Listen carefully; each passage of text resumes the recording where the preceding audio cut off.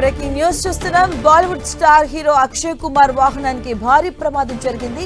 అక్షయ్ కుమార్ ఆయన భార్య ట్వింకిల్ ఖన్నా విదేశీ పర్యటనలో నుంచి తిరిగి వస్తుండగా కాన్వాయ్లోని ఒక ఎస్కార్ట్ వాహనం ముంబై జూహు ప్రాంతంలో ప్రమాదానికి గురైంది.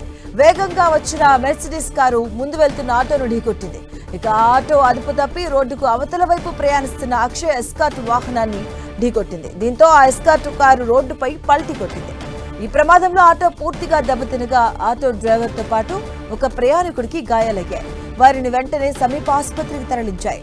అక్షయ్ కుమార్ అలాగే ట్వింకిల్ ఖన్నా ప్రయాణిస్తున్న మరో ఎస్యూవీకి కూడా స్వల్పంగా దెబ్బతిన్నప్పటికీ వారిద్దరూ సురక్షితంగా ఉన్నారు. దీంతో ఆయన అభిమానులు ఊపిరి పీల్చుకున్నారు. పోలీసులు కేసు నమోదు చేసి దర్యాప్తు చేస్తున్నారు.